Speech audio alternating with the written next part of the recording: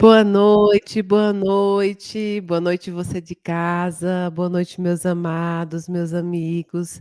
Que noite especial, né? Numa terça-feira nós podermos nos encontrar aqui para falar sobre as coisas de Deus, sobre as coisas de Jesus, sobre a espiritualidade que nos guia, né?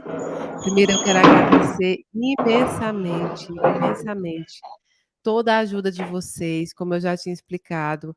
Esse mês nós tivemos, assim, uma arrecadação maravilhosa de cestas, a gente conseguiu cumprir o mês de outubro. Agora a nossa meta de novembro e dezembro é conseguir arrecadar 1.800 cestas, que são justamente as cestas de novembro e dezembro. Nós começamos essa campanha antecipada, porque em dezembro a casa funciona até o dia 18.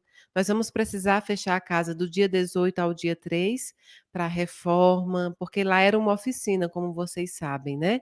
Então a gente precisa fazer uns retoques, umas reformas e também colocar a organização nos projetos de novo para o ano que vem. Então, o nosso tempo é mais curto de arrecadação. E é por isso que eu peço imensamente àqueles que puderem nos ajudar, aqueles que puderem divulgar. Tem todos os projetos no Instagram, lá no Inácio Daniel Oficial. Vocês podem conhecer todos os projetos. Se vocês quiserem conhecer as famílias que são beneficiadas, por mês são mais de 1.100 famílias beneficiadas.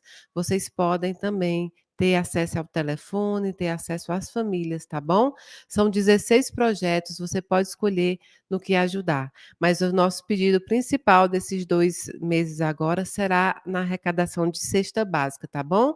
Até porque quando chegar o Natal, a gente precisa também arrecadar as cestas natalinas, que é um frango, um panetone e um refrigerante, para essas famílias também, né, poderem comemorar o Natal, comemorar em família, tá bom?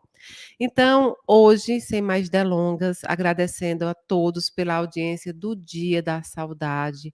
Muito, muito, muito obrigado. Foi um dia maravilhoso, uma noite maravilhosa. A psicografia retornou naquele dia. Foi uma surpresa para mim também, né? Então, a psicografia retornou. E aí, para o próximo ano, nós vamos abrir a agenda da psicografia para janeiro, abril, agosto e dezembro, tá bom? Eu vou continuar com as lives, vou continuar com o trabalho que a gente já vem fazendo ao longo da pandemia para vocês que são de fora e não podem participar, tá bom? Mas ano que vem a gente inicia com tudo, graças a Deus. Claro, com todos os cuidados, né? Mas vamos iniciar. Então hoje é uma noite muito especial para mim. O convidado que veio hoje digamos que é um padrinho nessa minha caminhada.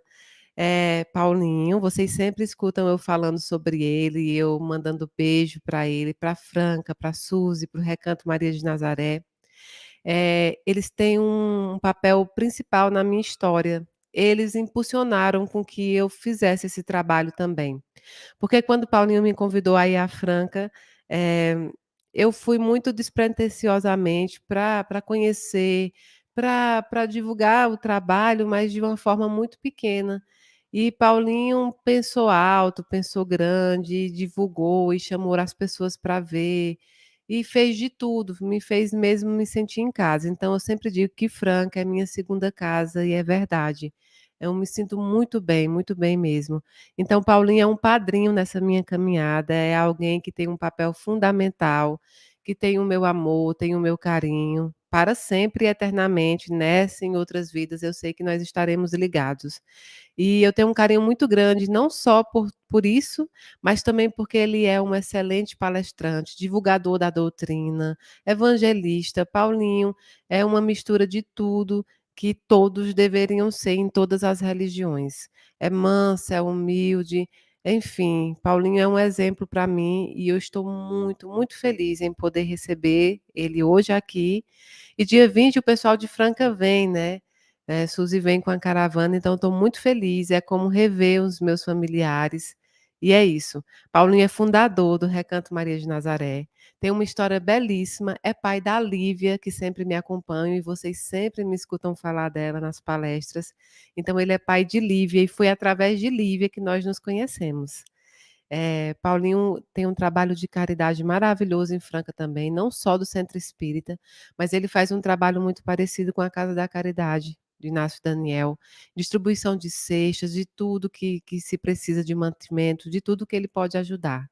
Então, sem mais delongas, eu vou chamar o Paulinho para que ele possa nos ver. Boa noite, Paulinho.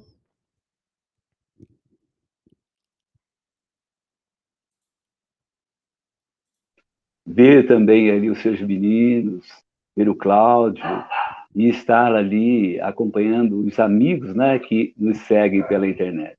É uma doce alegria tornar a vê-lo uma vez mais. Que bom. Paulinho, agora eu vou deixar você. Paulinho vai fazer a palestra Caminhando com Jesus. Antes disso, a gente vai fazer a oração inicial. Então, fechemos os nossos olhos materiais. Vamos abrir os nossos olhos espirituais, pedindo ao Deus Pai Todo-Poderoso que nos conceda nessa noite a serenidade para o aprendizado, que abra as nossas cabeças, as nossas mentes, a recolher todo o ensinamento que o nosso irmão Paulinho tem para nos passar. Que a noite seja muito abençoada, muito tranquila, que todos aqueles que buscam em casa o consolo, a cura, a alegria, possam encontrar nas palavras deste palestrante. Pai amado, abençoa, coloca na sua boca o remédio edificante para cada coração que assiste nesse momento. E nós te entregamos aqueles que estão nos hospitais, te entregamos aqueles que estão nos presídios, aqueles que estão em situação de rua, aqueles que estão em situação de vulnerabilidade. Te entregamos os enfermos, os depressivos, aqueles que estão enfrentando o furacão da dor, do desconsolo. Nós te entregamos todos aqueles aflitos, todos aqueles que estão esperando por dias melhores na tua mão. E tudo isso que te pedimos, Senhor, não é em nosso nome, mas é em nome do teu Filho Jesus Cristo, que é bendito e é eterno. Que assim seja. Agora eu deixo vocês com o Paulinho, caminhando com Jesus. Muito bem. Nós suplicamos a bondade celeste que possa amparar os corações que seguem conosco, que essa doce brisa de amor possa ser soprada por Jesus ao alcançar a todos os corações, levando as expressões medicamentosas, as doces expressões que seguem conosco. Espero que o pessoal esteja me ouvindo, Mayra. Espero que o pessoal... Não sei se o som está bom, não sei se o som está correto, mas nós vamos dando sequência, tudo bem?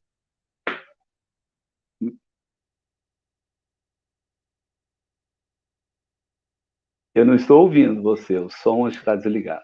Tá tudo certinho, pode continuar, tá bom? Então nós vamos continuar com muita alegria. Então nós vamos contar sobre caminhar com Jesus.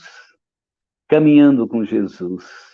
Sabe, Mayra, era o ano 33 da nossa era cristã. E na era cristã, ali aquela cidade de Jerusalém se preparava para a grande festa. A festa mais extraordinária, mais esperada, que era a festa da passagem. Era a festa ali de Páscoa de então. E para tanto a cidade de Jerusalém, que tinha 25 mil habitantes, ela se quadruplicava, ela se quintuplicava nesse tempo. E para lá seguiam os cameleiros bronzeados do deserto, os vinhateiros de Gaza, os mercadores de Jericó, os homens humildes do campo da Galileia, e claro, os homens do grande mar lá estavam.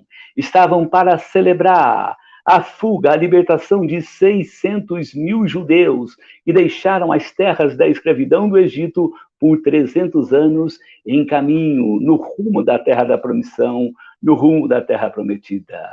E para lá seguem aqueles grandes grupos. E de Cafarnaum também o grupo de Jesus seguiria para Jerusalém.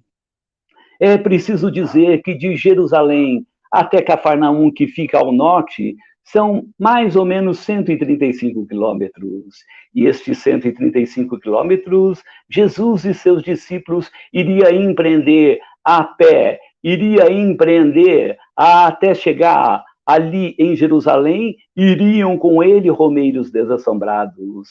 Era enorme o grupo que seguia com Jesus. E eles seguiriam margeando o Rio Jordão, ali aquele sinuoso e esmeraldado e belíssimo rio, até atingir mais ao sul, lá embaixo, a depressão maior do planeta, que é o Mar Morto, 400 metros abaixo do nível do mar, e chegar até a cidade de Jericó. E todos que seguiam caminhando com Jesus recolhiam da sua aura santíssima, da sua aura divina, aquelas expressões benfazejas que consolavam e confortavam seus corações. Aquele grupo seguia cantando as doces melodias do reino de Deus, do reino de paz, do reino de amor, do reino de harmonia. E Jesus sempre tinha uma palavra a levar ali com seu magnetismo divino, a sempre consolar, confortar esse ou aquele coração que padecia essa ou aquela dificuldade. Mas nem todos caminharam com Jesus. Em Cafarnaum, alguns ficaram. O paralítico de então também ficou. Aquele mesmo paralítico que estivera preso ao catre infecto, imundo e nauseabundo por muitos anos. E ele, com certeza, se lembrava daquele dia memorável em que estava diante de Jesus. E Jesus, olhando para aquele homem preso àquele catre, diz: levanta e anda. Naquele momento, aquele influxo divino de Jesus escapa do celeste amigo e alcança os bilhões de células daquele homem que lá estava. E, claro, renova sua força e ele pode levantar-se. E, ao levantar-se, toma o teu catre infecto e desaparece no escuro da noite. E ele segue, mas Jesus pode ouvi-lo e Jesus pode vê-lo. Ele agora passa a ir ali, dialogar com os amigos de então. E ele passa a dizer: agora que eu tenho força, agora que eu tenho vigor, eu quero fluir o prazer até a exaustão. Quero me entregar aos etílicos, quero me entregar aos vinhos e quero ir aos lupanares de então para buscar o prazer que não tive até agora.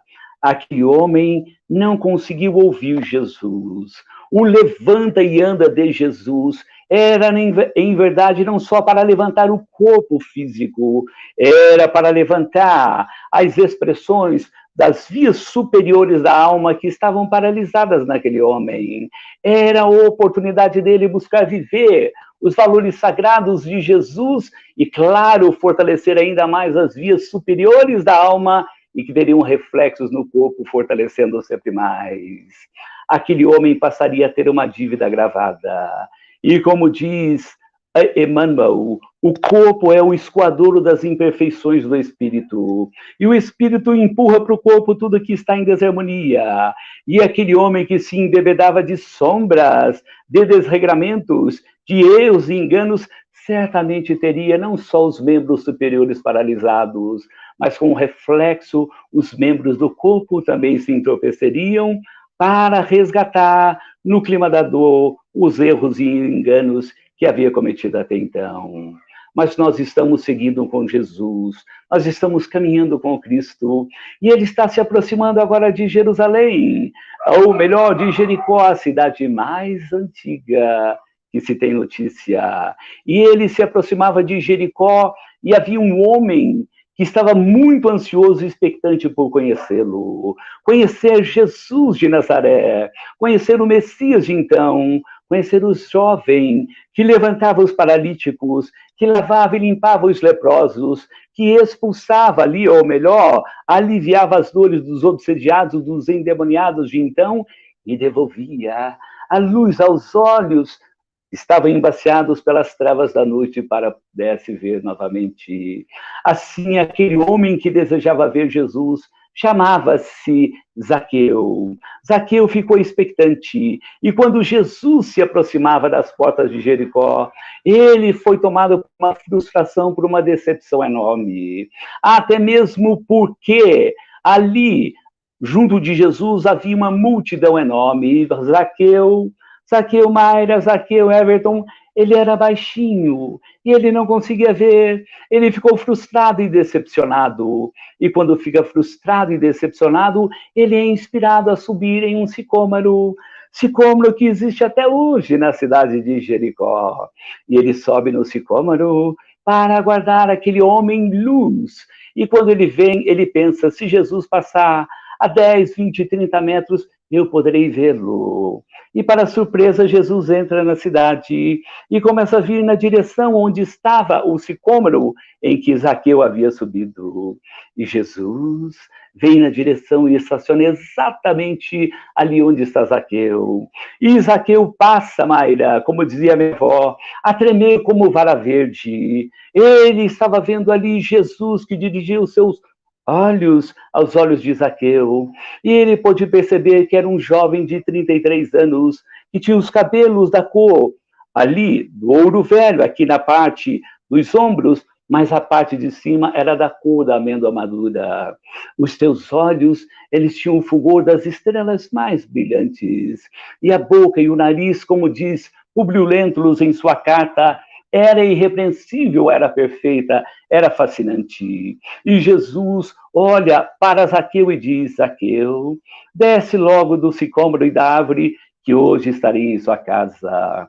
Mais do que nunca, Zaqueu pula ali da árvore e toma das mãos de Jesus e o leva para sua casa.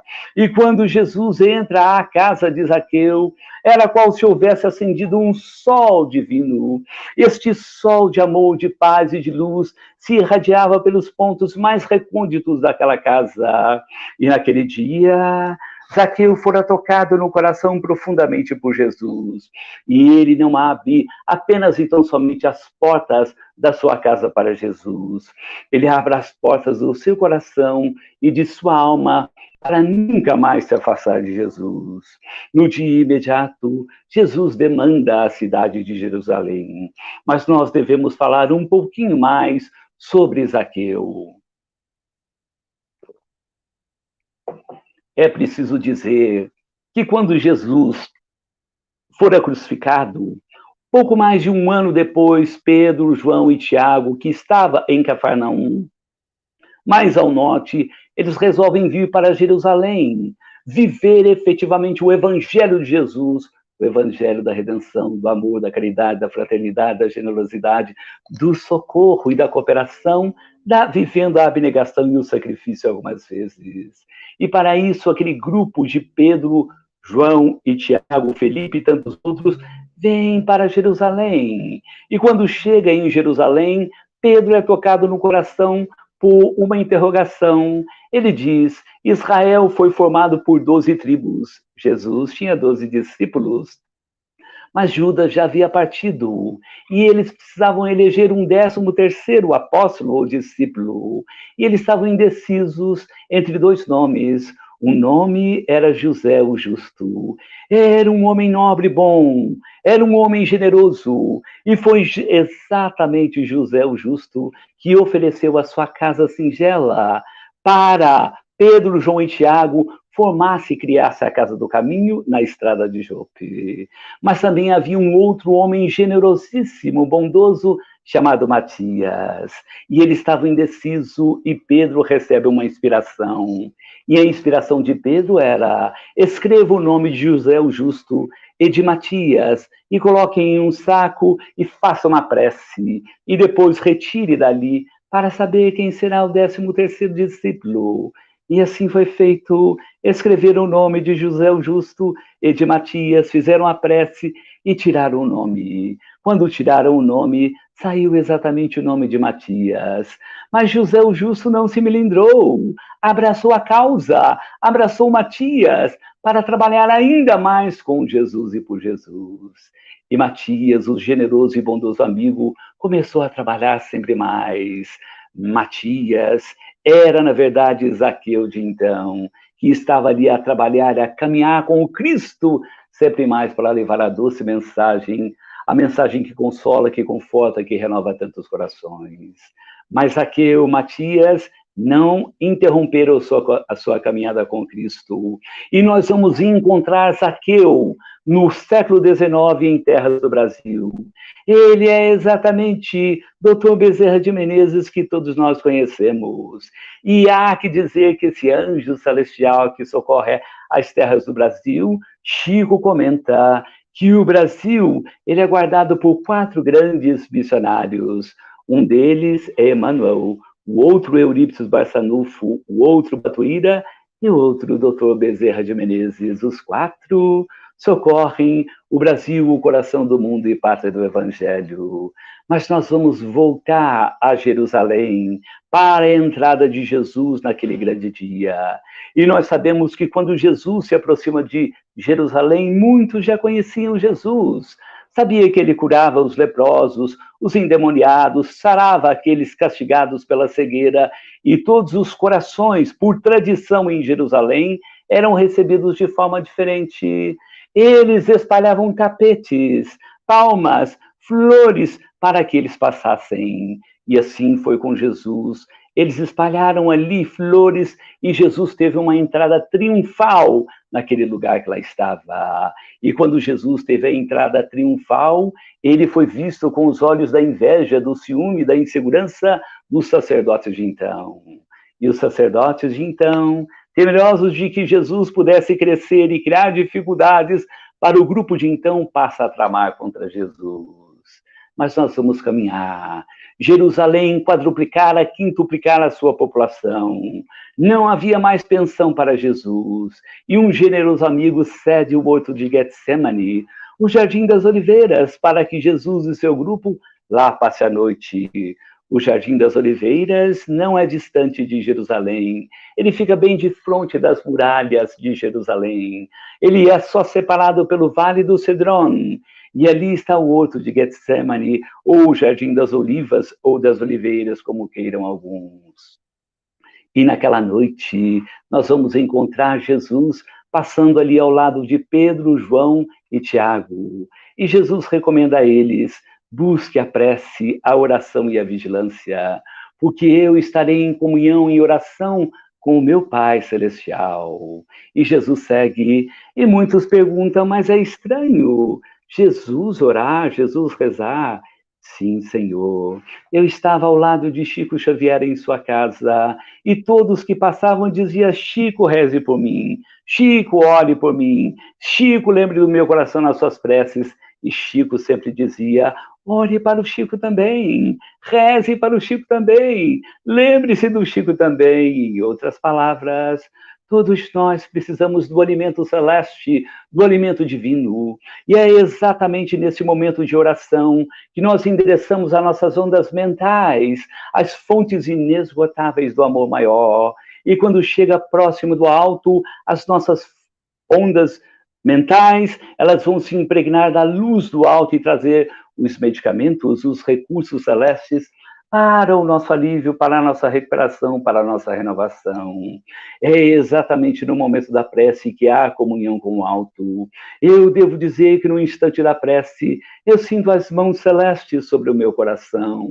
Sabe, Mayra, sabe, amigo que caminha conosco, quando a angústia, a tristeza perturbam o meu coração, eu resolvi cantar o Pai Nosso, eu resolvi cantar a Ave Maria. E quando canto o Pai Nosso, canto a Ave Maria, eu não sou cantor, mas eu sinto as notas melodiosas do alto derramar-se em brisas suaves e doces a alcançar e balsamizar o meu coração. Então, amigo, quando estiver com angústia, com alguma tristeza, cante com Jesus.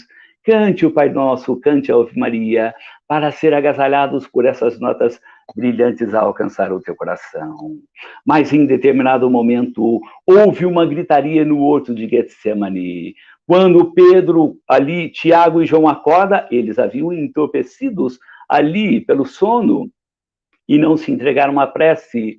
Eles veem e percebem que Jesus estava preso pelos soldados do Sinédrio. E num gesto impulsivo, Pedro tira a espada e desfere um golpe em Malcolm.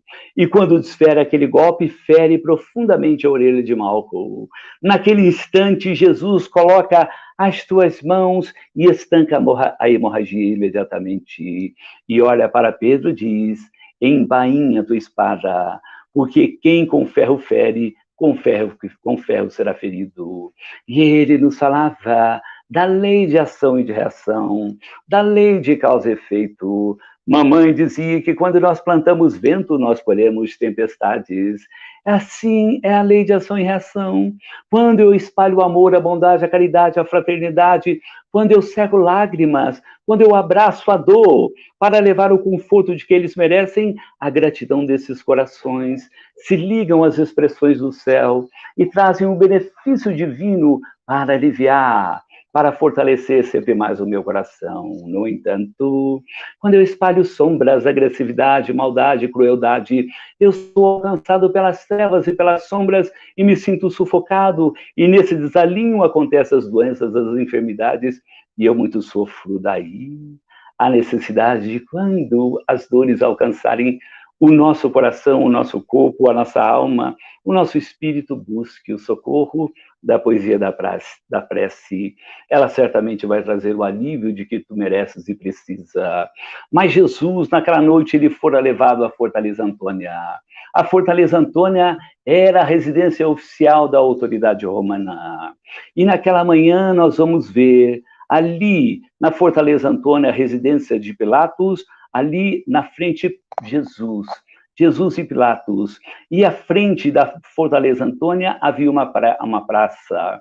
E havia dezenas, centenas, milhares de judeus ensandecidos, inflamados ali pelos sacerdotes de então, a pedir e a exigir da governança romana que Jesus fosse crucificado, recebesse a pena capital, a pena maior. E assim, com essa pressão, Pilatos, recebendo tudo aquelas agressões dos judeus de então, ele se limita ali àquele gesto que o celebraria mais tarde. Ele lava as mãos pelo inocente que ele entendia ser Jesus. E então eles condenam Jesus à crucificação. E quando condenam Jesus à crucificação, eles colocam um madeiro da ignomínia em seu ombro de 70 quilos. E não era só o madeiro. Jesus deveria carregá-lo da Fortaleza Antônia até o Gólgota, numa distância exata de 600 metros.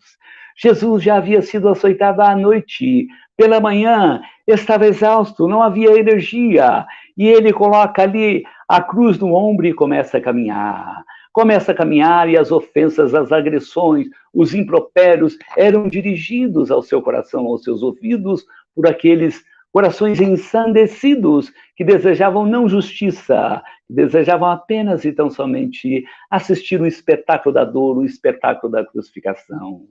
Mas Jesus, mais um passo, e ele tropeça sobre o peso da cruz, e quando tropeça sobre o peso da cruz, ele percebe, ou melhor, o responsável pela crucificação de Jesus percebe que a multidão se enlouquece e exigia a todo custo que Jesus carregasse a cruz, mas era impossível. E o responsável romano vê um homem de compleição atlética por ali passando, ele chama: homem, pegue esta cruz e carrega até o Gólgota. Ele diz não, e claro, o homem, o romano, o ameaça, e já vai logo dizendo: cão, obedeça ou tu serás também crucificado. E quando ele assim o diz, quando ele assim o fala, ele toma ali a cruz e leva até o Gólgota. E quando chega até o Gólgota, aquele homem tinha o nome de Simão, chamava Simão da cidade de Cirene. Simão de Cirene lá estava. E quando ele deposita a cruz ao solo do Gólgota, ele olha nos olhos doces de Jesus. Quando ele olha nos olhos com a ternura do Cristo, ele diz: Senhor, sei da tua inocência, eu só não parei porque tenho em casa uma filha que é cega e muda. Precisamos tanto de seu auxílio, Senhor. E Jesus, na ternura e na brandura, volta para Simão e lhe diz: guarde a fé em teu coração, e todo o bem que tu fizeres, Simão, será luz em teu caminho. E Simão volta para casa. Quando Simão volta para casa, ele ouve os gritos de alegria de sua filha, e sua filha lhe diz: papai, um anjo de luz aqui esteve, me devolveu a luz aos olhos e agora eu posso falar.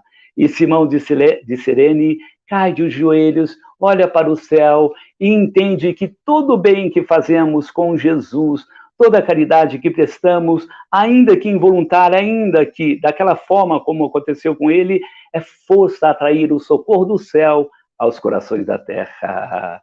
mas nós estamos voltando ao Gólgota, porque à frente de Jesus está Maria Santíssima, e ela vive os paroxismos da dor, e para não ali se desequilibrar, ela passa a recordar dos tempos de criança, dos tempos que ela embalava Jesus bem próximo do peito.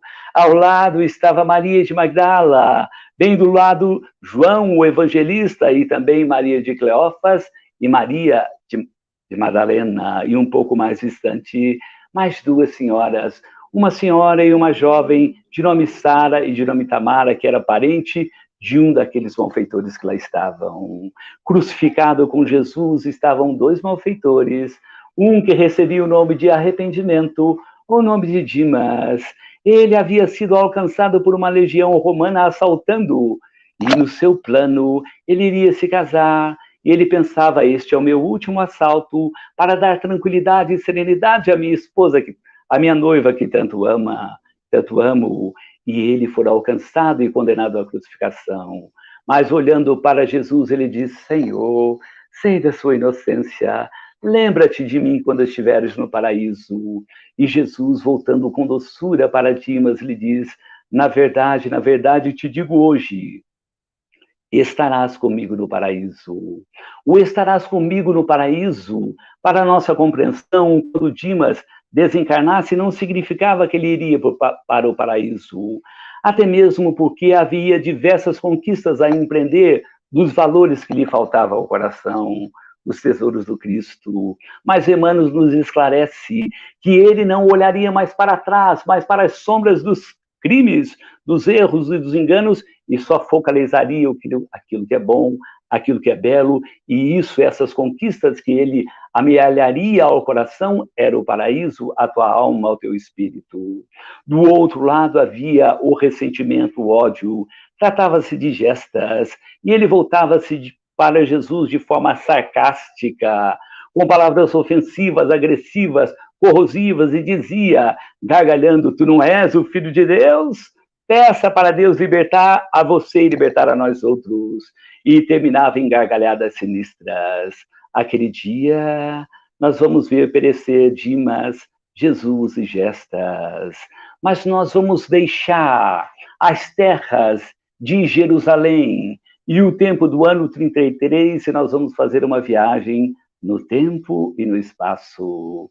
Nós vamos agora para o ano de 1220 e para uma região do interior da Itália, numa cidade que tem um horizonte belíssimo e encantador, chamado Assis.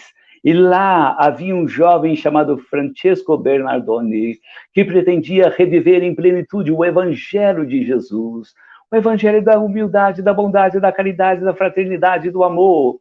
E para isso ele criou uma comunidade e muitos o seguiam. Certa manhã, Francisco de Assis caminhava ali entre as choupanas daqueles que o auxiliavam, e ele percebe que à sua frente havia Frei Ângelo, e Frei Ângelo apresentava uma aura toda sombria.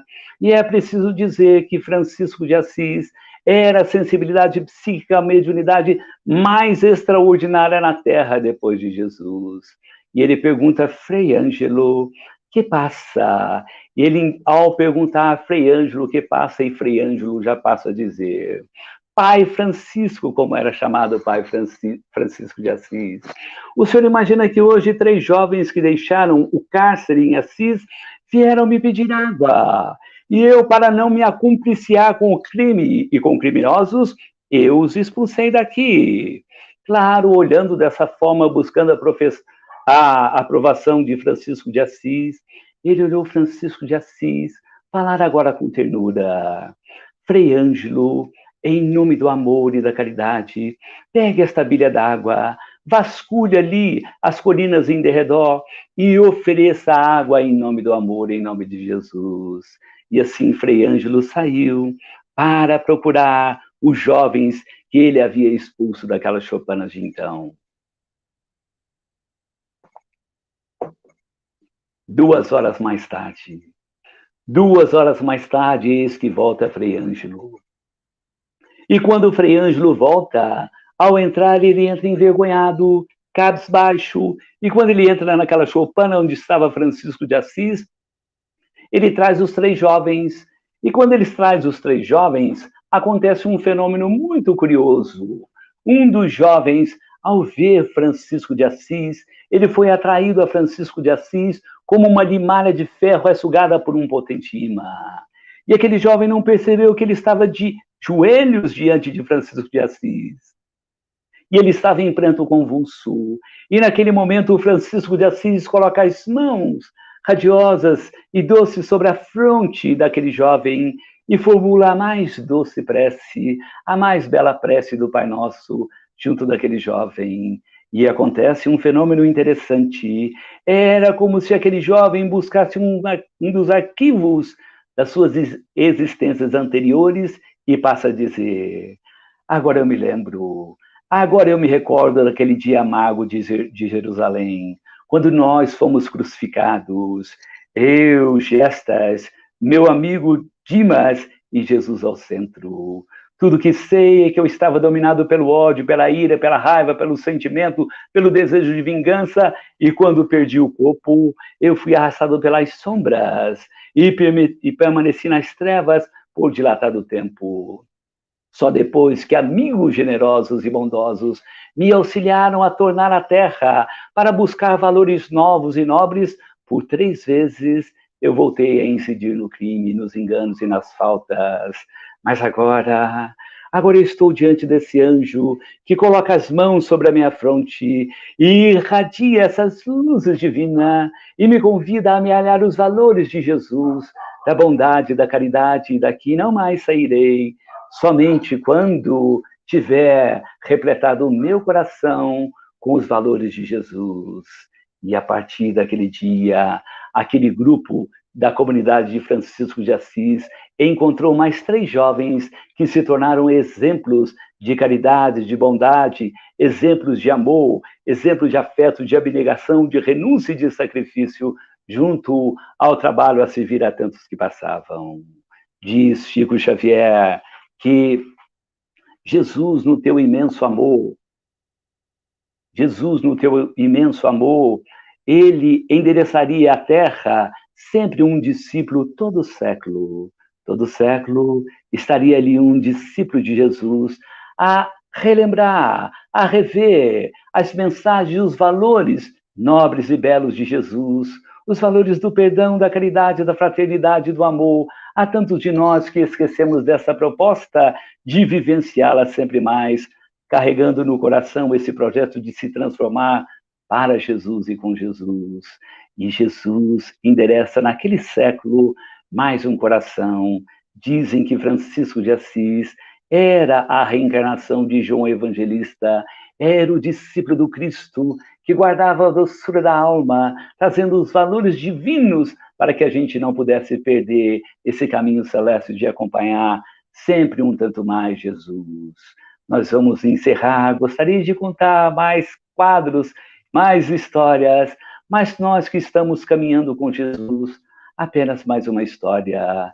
Nós vamos lembrar de Jesus naquele dia na praça, quando ele ouve uma gritaria e ele percebe que um grupo de fariseus arrasta com truculência uma mulher até Jesus, e eles passam a dizer: essa mulher foi apanhada em adultério, e a lei manda apedrejá-la, lapidá-la até a morte. Que dizes tu? Eles estavam, na verdade, provocando Jesus, porque se Jesus fosse contrário à lei, ele seria comprometido então. E Jesus, que está escrevendo ali na areia, ele ora para o líder que lá estava, que desejava mesmo só o espetáculo de sangue e mais nada de justiça. Jesus diz: atire a primeira pedra aquele que estiver sem pecados. Alguns dizem que Jesus baixou a cabeça e continuava a escrever na areia. Na verdade, comentam alguns que Jesus escrevia sem os nomes, ali os erros, os equívocos mais deploráveis daqueles que lá estavam, que envergonhados, cabisbaixo, foram deixando aquela praça, até que Jesus olha para aquela mulher e diz: vá e não peques mais. Jesus diz: vá e não peques mais, para não ocorrer, para não acontecer o pior, para que ela não sofra tanto. Então nós precisamos voltar ao capítulo do não julgueis, porque nós vivemos julgando e condenando a tantos. Muitos de nós nos deleitamos ali naquela roda de amigos para julgar e condenar aquele que não está presente, porque ele é preguiçoso, malfeitor, egoísta, arrogante, prepotente, autoritário, chato, perturbador, e isso nós vamos dizendo, nós vamos alinhando todos os dias ali as sombras, os erros, os equívocos mais graves daqueles que não estão perto de nós. E quando isso se transforma de forma sistemática ou constante, a nossa mente é um espelho, e a nossa mente vai captando, até que essas expressões vão sendo alimento para a nossa alma, até que um dia elas vão se impregnar de tal forma nos tecidos sutis do espírito, que nós vamos passar a viver essas expressões, nós vamos passar a ofender, a agredir, a maltratar, porque nós nos alimentamos deste conteúdo em nosso coração e em nossa mente. Quando nós tivermos que corrigir alguém, que a gente possa usar da forma cristã, a forma cristã mais adequada, mais amorosa, para ver aquele coração, guardar os valores divinos no coração e poder caminhar um tanto mais. Essa é a nossa oportunidade de caminhar com Jesus. Gostaria de continuar falando um tanto mais, mas eu devo dizer apenas que todos nós estamos ligados um ao outro. Nós somos filhos de Deus, como Jesus nos diz, nosso Pai maior. Nós somos filhos de Deus, é uma centelha brilhando em nós. Se nós somos filhos de Deus, em nossas artérias espirituais corre a luz divina e nós estamos todos ligados por esse amor celestial. Diz Francis Thompson, o filósofo, que não se pode tocar uma flor sem incomodar as estrelas. Em outras palavras, comenta ele que está tudo ligado no universo. A física também vem em nosso socorro. E J.S. Bell, em 1964, propõe um teorema, Mayra, muito interessante, amigo que nos acompanha. Ele diz que se nós pegarmos uma molécula e partirmos ao meio, e pegarmos essa molécula A e essa molécula B, e por alguma razão nós separarmos, colocarmos uma molécula aqui e a outra em outra cidade, e se nós alterarmos o campo de força dessa molécula B, e sem fazer nada na molécula A, imediatamente essa molécula A e molécula B, elas terão exatamente a mesma configuração. E diz J.S. Bell que tudo no universo está conectado, tudo no universo está ligado. A palavra Tantra, em sânscrito, significa teia, ou em outras palavras, o universo é uma teia, e todos nós estamos conectados a essa teia.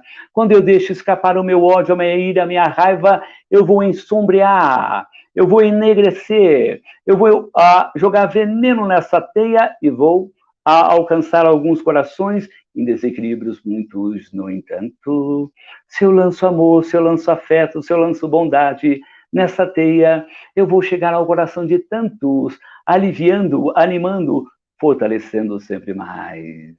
Então, na condição de que nós estamos caminhando ligados a Jesus, guardemos a certeza de que é imperioso amar como Jesus propõe, perdoar como Jesus recomenda, estender as mãos, porque quem estende as mãos, claro, termina aquela atitude por socorrer o coração que muito sofre. Então, que a gente possa trabalhar com Jesus, trabalhar com Cristo, amando, socorrendo, amparando e protegendo aqueles corações, aquelas multidões tombadas ao longo do caminho, aqueles corações que sofrem nos hospitais, aqueles outros que padecem em presídios, em cárceres, que a gente possa levar o benefício da palavra que consola, o alívio do passe, a prece que leva ali os recursos de que muitos sem necessidade precisam. Se nós assim o fizermos, nós estaremos caminhando com Jesus. E quem caminha com Jesus acende um divino sol no íntimo do teu ser. E nós vamos irradiar essas expressões de amor a alcançar tantos corações castigados por dores tantas, por sofrimentos tantos, ali estendendo a mão, sendo a luva do Cristo a cooperar sempre mais, um tanto mais. Se nós assim o fizermos, nós estaremos em comunhão com Deus e com Jesus, e esse clima de paz será reinante e constante em nossos corações. Que os amigos que nos seguem possam abrir as portas da alma e deixar que Jesus aí fique e passe a caminhar ali amparado pelo Cristo, vivenciando o amor, o perdão, a caridade e a fraternidade. Que a paz do Cristo possa ser o clima reinante e constante em todos os corações que nos seguem. Obrigado e até uma outra oportunidade, se a Mayra assim nos convidar. Que palestra maravilhosa, que palestra brilhante e traz muito o que nós pensarmos, né, sobre o que é realmente caminhar com Jesus, avaliar a nossa caminhada com Jesus, como ela está sendo, avaliar se nós estamos sendo bons companheiros de Jesus, se estamos adeptos ao trabalho ou se estamos dando mais trabalho a ele, né? A Ah, gente não sabe verdade. se está caminhando ou se está sendo carregado por ele. Talvez algumas Isso vezes sendo carregado, né, pelos nossos é sofrimentos, ele verdade. nos carrega no colo. É Mas, verdade. foi uma palestra muito tocante, Paulinho. Você é sempre e eternamente meu convidado, você Meu sabe Deus do disso, céu. para sempre. E você é a convidada É. de Franca sempre. E do nosso coração também. Você bem falou na palestra que tudo é interligado, é uma teia, né. Ninguém entra na nossa vida por acaso, né, É e verdade. nós nos cruzamos porque nós temos papéis um na vida do outro, e eu quero deixar bem clara a minha gratidão, meu amor por você, por Recanto de Maria de Nazaré, por todos eles, pela Suzy. Vocês são seres que me acompanharão nesta e após esta e em outras encarnações, com certeza. Bom, espero que vocês não, porque vocês vão evoluir mais rápido, mas eu ainda venho Meu Deus do algumas. céu. Na verdade, nós Então, vamos caminhar. eu quero te dizer que muita gente aqui, eu vou ler alguns comentários para você, muita gente aqui agradecendo. A Caroline disse que amou a palestra e pedindo para Deus te abençoar. A Alessandra desejando boa noite, o Joey também, a Francis Noleto, muita gente falando que começou a estudar o Evangelho, a Viviane falando que adora a Bíblia, né? Gosta muito da Bíblia e dessas histórias. A Adriane fala que a palestra linda, palavras lindas. Então, assim, foi muita gente aqui agraciada pelas suas palavras, eu inclusive. Então eu quero agradecer imensamente, imensamente, pela sua vinda, que você possa vir sempre, sempre. E logo, logo a gente vai se ver em Franca, né? Franca é parada Ah, com obrigatória certeza. para mim. Ah, meu Deus. É a sua segunda casa, como você diz, né? Nós Sim. vamos ficar Ah, esperando, né? Franca é E parada obrigatória todo ano, não tem jeito. é verdade, é verdade. Ah, nós vamos estar juntos, breve, breve, logo, logo. Muito Mas foi uma obrigada, alegria. mando um beijo, viu? Eu agradeço muito, né? Recolho aí o nosso carinho, a nossa gratidão, e aqueles que seguiram nossa palestra, que a bondade do céu possa agasalhá-los com essas expressões doces de harmonia e de paz. E todos tenhamos alguns dias pela frente, esse final de ano e o ano que vem, também pleno de grandes conquistas e nobres realizações. É verdade. Então eu quero agradecer a todo mundo que nos acompanhou. Quero mandar um beijo especial para o grupo Mães Fortaleza. É um grupo que me acompanha sempre, sempre. Eu quero mandar um beijo para elas. Um beijo para todas as mães, todo mundo que nos assistiu. Vocês são muito especiais. Para todos nós, né, Paulinho? A gente, quando faz uma Pois palestra, as então, pessoas acham que a gente está ajudando é, muito elas, mas na verdade a gente está sendo ajudado, né? é verdade. É, Eu tenho é certeza sempre disso. uma parceria. Então, que Deus possa abençoar todos vocês. Fiquem com Deus. Um ótimo resto de semana e um bom final de semana. A gente se vê. Quinta-feira eu tenho uma palestra com o Centro Espírita Conexão Espírita do Ceará, tá bom? Na quinta-feira, tá lá a agenda no @InácioDaniel oficial. A gente tem muita coisa em novembro. Um beijo, Paulinho, um beijo a todo mundo de Um beijo para Franca. você e até outra oportunidade. Breve, breve, o pessoal está tá em Brasília, né? É Dia 20. verdade. É Dia isso 20, mesmo. estou ansiosa Dia já. 20. Ah, tá todo mundo ansioso, todo mundo expectante. Eles vão Um adorar. beijo, Paulinho, até a próxima, Para viu? você também. Muito obrigado. Um beijo para você, Deus te abençoe, fique com Deus, que Deus te proteja do dedinho do pé ao fio do cabelo. Ah, muito grato, sempre grato.